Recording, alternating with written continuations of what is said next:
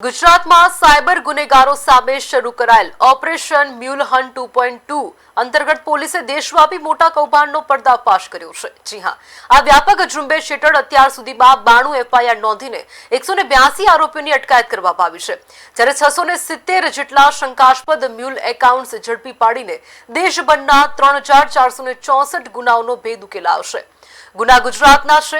આંતરરાજ્ય નેટવર્ક દ્વારા આચરવામાં આવેલા ₹1649 કરોડના વિશાળ ફ્રોડમાં સુરત શહેર મુખ્ય કેન્દ્ર રહ્યું છે, જ્યાં પોલીસે માત્ર એક જ દિવસમાં 58 ગુના નોંધીને 77 આરોપીઓની ધરપકડ કરી છે। સાયબર ક્રાઇમ વિભાગ દ્વારા આ મોટી ગેંગને પકડીને સઘન તપાસ ચલાવવામાં આવી રહી છે।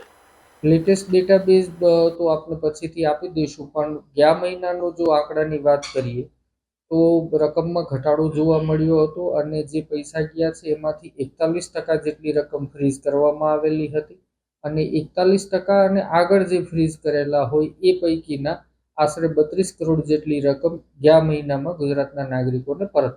લેટેસ્ટ ડેટાબેઝ તો આપણે પછીથી આપી દઈશું, પણ ગયા મહિનાનો જો આંકડાની વાત કરીએ તો રકમમાં ઘટાડો જોવા મળ્યો હતો અને જે પૈસા ગયા છે એમાંથી 41% જેટલી રકમ ફ્રીઝ કરવામાં આવેલી હતી અને 41% અને આગળ જે ફ્રીઝ કરેલા હોય એ પૈકીના આશરે 32 કરોડ જેટલી રકમ ગયા મહિનામાં ગુજરાતના નાગરિકોને પરત।